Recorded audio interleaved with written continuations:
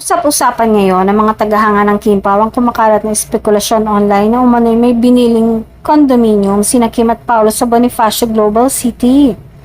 Ang nasabing usap-usapan ay nagsimula matapos kumalat ang ilang social media posts na nag-uugnay sa dalawa sa umano'y bagong property investment.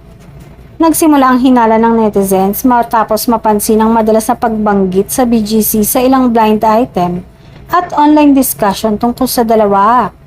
Bagamat walang direktang patunay, agad itong pinagtagpi-tagpi ng mga masusugid na taga-suporta na naghahanap ng palatandaan tungkol sa tunay na estado ng kanilang relasyon.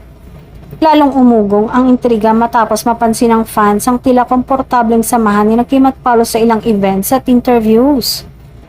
Marami ang nagsasabing natural ang chemistry nilang dalawa, dahilan para mas lalong kiligin ang kanilang supporters na matagal nang umaasang may espesyal ngang namamagitan sa kanila. May mga netizens din namang nananatiling maingat at sinasabing wala pang sapat na ebidensya upang patunayang totoo ang balita.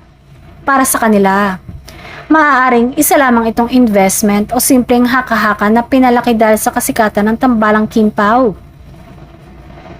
Sa kabila nito, nananatiling tikom ang bibig ng kampo ni Kim at Paolo tungkol sa naturang issue. Sa ngayon patuloy na inaabangan ng kanilang mga tagahanga ang anumang paglilinaw mula sa dalawa.